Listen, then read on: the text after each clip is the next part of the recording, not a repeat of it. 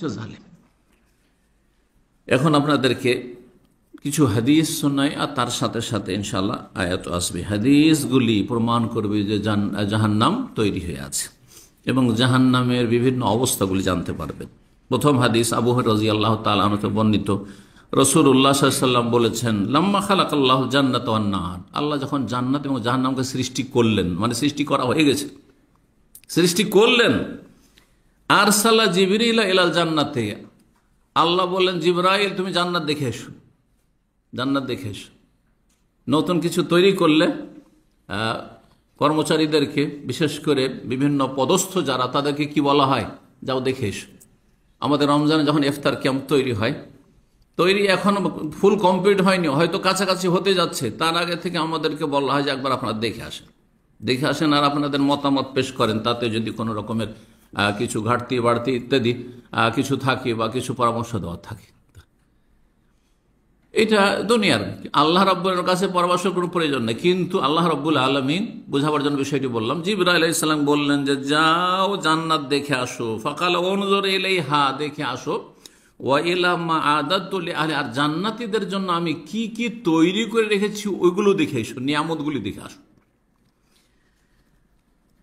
ওয়াইলামা আদাতু লিআহলিহা ফিহা, জান্নাতে যা কিছু জান্নাতীদের জন্য তৈরি করে রেখেছি। কালাফা যা আহা, জিবরাইল আলাইহিস সালাম আসলেন জান্নাতে, জান্নাতের দিকে নাজারা ইলাইহা, দেখলেন।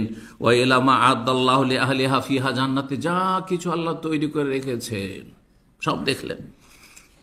তারপরে আল্লাহর কাছে ফিরে গেলেন। কালা ফারাজা ইলাইহি, বর্ণনাকে বলছেন আল্লাহর কাছে ফিরে গেলেন জিবরাইল আলাইহিস সালাম।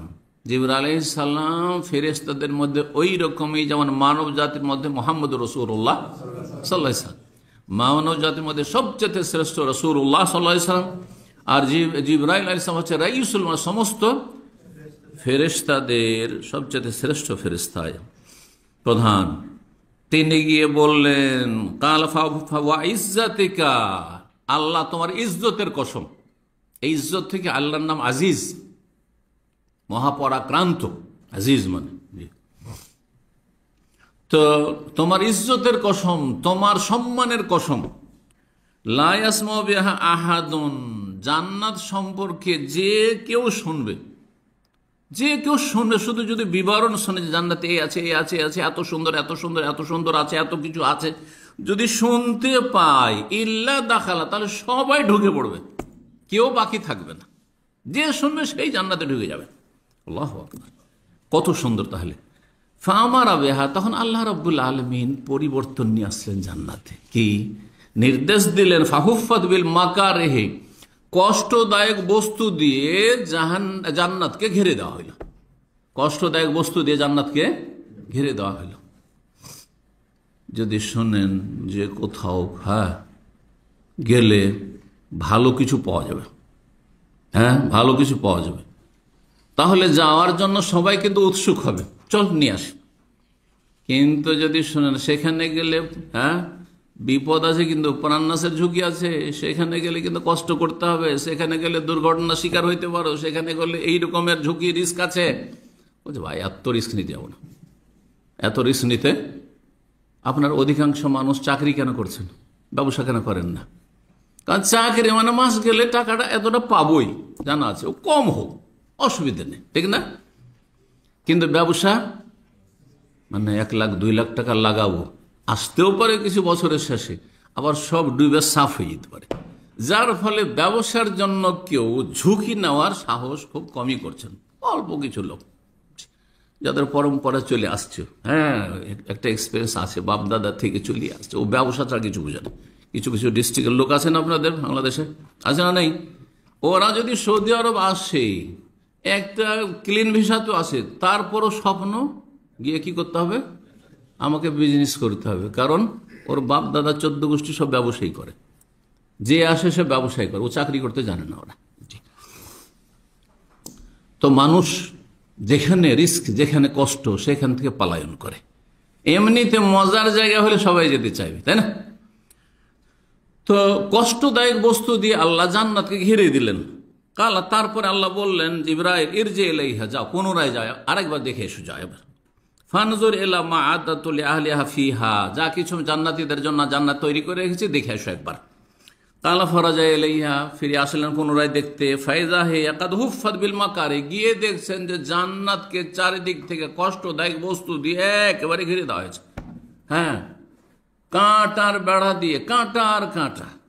যদি একটা ফল আপনি পাড়বেন আর তাতে যদি কাঁটাতে আপনার হাত ক্ষত বিক্ষত হয়ে যায়, রক্তে রক্তিত হয়ে যায়, তাহলে এসব রিস্ক নিতে যাবেন? কিন্তু যদি দেখেন যে আম গাছ, লিচু গাছ, কলার গাছ, অসুবিধা আছে? ঠিক ওই রকমই গিয়ে দেখছেন যে কষ্টদায়ক বস্তু দিয়ে জান্নাতকে ঘিরে দেওয়া হয়েছে। ফারাজা এলিহে, আল্লাহর কাছে ফিরে গেলেন জিবরাইল আলাইহিস সালাম, গিয়ে বলছে ওয়া ইজ্জাতে কাহে, আল্লাহ তোমার ইজ্জতের কসম করে বলছে, লাকাদ খিবতু আল্লাহ ইয়াদখুলা আহাদুন, আমাকে এত আশঙ্কা লাগছে, ভয় লাগছে যে জান্নাতে কেউ যাবে না, জান্নাতে কেউ যেতে সাহস করবে না, হিম্মত করবে না। এই হিম্মত হবে না, জান্নাত খালি থেকে যাবে। আর আসলই কথা, শতকরা একটা জান্নাত যাবে না, 1999টা জাহান্নামে। হাদিস আছে না নেই? জি, আখরিজ বাসান্নার।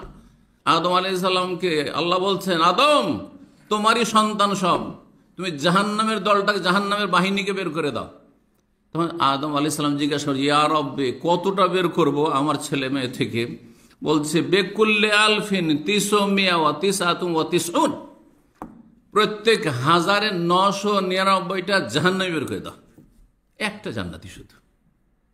দেখেন, হিসাব করে দেখেন যে কয়জন কায়েমে স্থায়ী 5 ওয়াক্ত নামাজি আছে, কয়জন বিশুদ্ধ আকীদার আছে, কয়জন কাবিরা গুনাহ থেকে বেঁচে আছে, কতজন দৈনিক তওবা করছেন আর ক্লিন হচ্ছেন গোসল করার মতো। বাঙালি জাতি তো মাশাআল্লাহ তাবারাকাল্লাহ, এমনি শরীরের গোসল তো ডেলি ডেলি করছেন, যেটা অন্য কোনো জাতি খুব কমই করে, ওই জুম্মাবারে একদিন করে।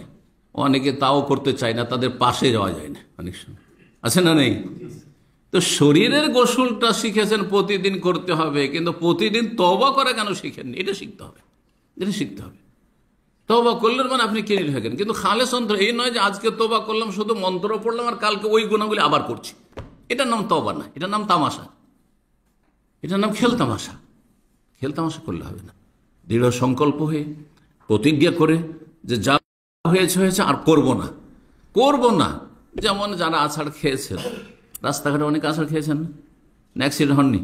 কেউ কেউ অ্যাক্সিডেন্ট হয়েছেন, একবার হোক একাধিকবার। অ্যাক্সিডেন্ট হওয়ার পরে একটা অভিজ্ঞতা হয়েছে, কি যে কষ্ট অ্যাক্সিডেন্টের। জীবনে আর সতর্ক গাড়ি চালাবো, বা গাড়িতে চলো সতর্ক থাকবো, আর ঘুমাবো না, আর যাতে আমার অ্যাক্সিডেন্ট না হয়, ঠিক না? যে ধাক্কা খেয়েছে সে সবসময় একটু সজাগ থাকার চেষ্টা করে। তো বলছেন যে জিবরাইল আলাইহিস সালাম গেলেন আবার, আর গিয়ে দেখলেন যে কষ্টদায়ক বস্তু ঘেরা হয়েছে। তারপরে বললেন, আল্লাহ, এই যে দেখলাম এত কষ্টদায়ক বস্তু দিয়ে জান্নাতকে ঘেরা আছে, জান্নাতে কেউ তো যাবে না, যেতে পারবে না কেউ। এ রিস্ক নেবে না, ঝুঁকি নেবে না, কষ্ট করবেন না, আরামের জীবনযাপন করবে, ভোগবিলাস করবে, আর কুপ্রবৃত্তির অনুসরণ করবে, নিজের খাহিশ পুরা করবে, মন যা চায় তাই বলবে, মন যা চায় তাই করবে, ইচ্ছাধীন চলাফেরা করবে, স্বেচ্ছাচারিতা করবে, যার ফলে জান্নাতে যেতে পারবে না, কষ্ট করতে চাইবে না।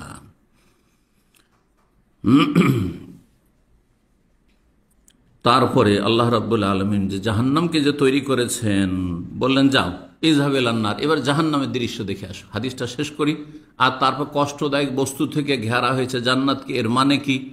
আর আকর্ষণীয় বস্তু দিয়ে জাহান্নামকে ঘিরে রাখা হয়েছে, এর মানে বা কি, উদ্দেশ্যটা কি? আশা করি অনেকে বুঝেছেন, আর অনেকে হয়তো বুঝবেন না, সেজন্য বিষয়টা আরো স্পষ্ট করব। তো যাও তুমি জাহান্নাম দেখে আসো। জাহান্নামে জাহান্নামীদের জন্য, নরকবাসীর জন্য কি কি আমি শাস্তি সাজা তৈরি করেছি, একবার ভালো করে দেখে আসো। কালা গেলেন, গিয়ে দেখছেন হিয়া ফাইজা হিয়া ইয়ারকাবু বাযুহা বাযান, দেখছে জাহান্নাম, সুবহানাল্লাহ, এত উত্তপ্ত, এত শক্তিশালী আগুন যে একটি অংশ আর একটি অংশকে মনে হচ্ছে খেয়ে ফেলছে, একটি অংশ আর একটি অংশের ওপর চড়ে বসছে। রাখে বা ইয়ারকাবু মানে চড়ে বসা। জাহান্নামের একটি অংশ আর একটি অংশের ওপর মনে হচ্ছে চড়ে বসছে, মানে গ্রাস করে ফেলছে। এত শক্তিশালী তাপমাত্রার আগুন জাহান্নাম, 70 গুণ 69 গুণ বেশি। জি, 70 ভাগের 1 ভাগ হচ্ছে দুনিয়ার জাহান্নামে, দুনিয়ার আগুনের তাপ।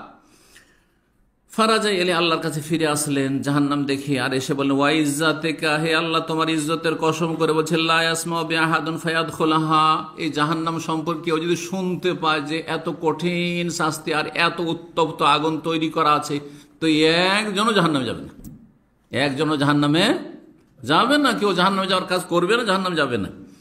ফাআমারা বিহা, তখন আল্লাহ আবার নির্দেশ দিলেন ফাহুফাত বিশাহাওয়াত, তারপরে জাহান্নামকে ঘিরে দেওয়া হলো আকর্ষণীয় বস্তু দিয়ে, সুন্দর সুন্দর যেন ফুল দিয়ে সুসজ্জিত করা হয়েছে। আর এত আকর্ষণীয় বস্তু, এত লোভনীয় বস্তু, শাহওয়াত, শাহওয়াত মানে মানুষের মনের চাহিদা, কামনা বাসনা যাতে পূরণ হয়, প্রবৃত্তি, যা মন চাই তাই, যেখানে যা মন চাই তাই পাচ্ছেন আপনি। তো এই শাহওয়াত দিয়ে, ঘিরে আকর্ষণীয় বস্তু দিয়ে জাহান্নামকে কি করা হয়েছে, ঘিরে দেওয়া হয়েছে। কালা, তারপর আল্লাহ বললেন ইরজে, জিবরাইল যাও, ফিরে যাও, এলেইহা, জাহান্নামের দিকে। ফারাজা এলেই, আবার দেখে আসো গিয়ে। গেলেন, দেখলেন, আর দেখে আসার পরে বলছেন ওয়া ইজ্জাতিকা, হে আল্লাহ তোমার ইজ্জতের কসম করে বলছে লাকাদ খাশিতু আল্লা ইয়ানজু মিনা আহাদুন ইল্লা দাখালাহা, আমার খুব ভয় লাগছে যে জাহান্নাম থেকে কোনো মানুষ বাঁচতে পারবে না, কোনো মানুষ জাহান্নাম থেকে বাঁচতে পারবে না। যে এত আকর্ষণীয় দৃশ্য দেখবে, এত লোভনীয় দৃশ্য দেখবে, এত মনের চাহিদা পূরণের যে সামগ্রী সেখানে রয়েছে চারিদিকে, যে কোন আল্লাহ ইয়ানজু মিনা আহাদুন, এই জাহান্নাম থেকে কেউ নাজাত পাবে না, মুক্তি পাবে না, সবাই ইল্লা দাখালাহা, সবাই প্রবেশ করবে সাথে। হাদিস আবু দাউদে 4119, নাসাইতে 3703, তিরমিজিতে 2483, আর মুসনাদ আহমদে রয়েছে। আল্লামা আলবানী হাদিসটিকে সহিহ বলেছেন।